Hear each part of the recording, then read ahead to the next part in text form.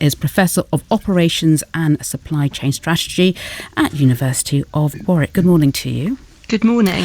Just take us through the psychology of this, because are concerns valid? Is there a rationale here for stockpiling the way that some people appear to be? So let's think about it.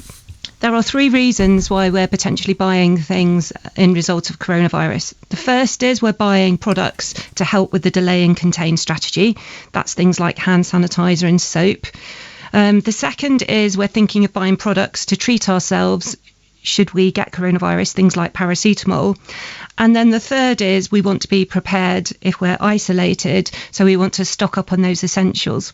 And we've got the Health Secretary saying, look, don't worry about this. There are not going to be shortages. You know how supply chains work. Supermarkets have very sophisticated forecasting models. So are we safe here? So let's just think about it. As consumers, just as we are subject to something that's called myopic loss aversion. It's a type of behavioural economics, which means that we fear loss more than gain. And actually, at the moment, the reason why we're panicking is we're fearing that there won't be enough supply. And when you look at the comments from the Health Secretary saying, don't worry, we're on this, has the government got the right approach here? Is reassuring comments enough, or should they be looking, frankly, to take other forms of action, like rationing even? So I think this depends on the nation really and our response. At the end of the day, the worst type of demand pattern that a supply chain can see is a big peak.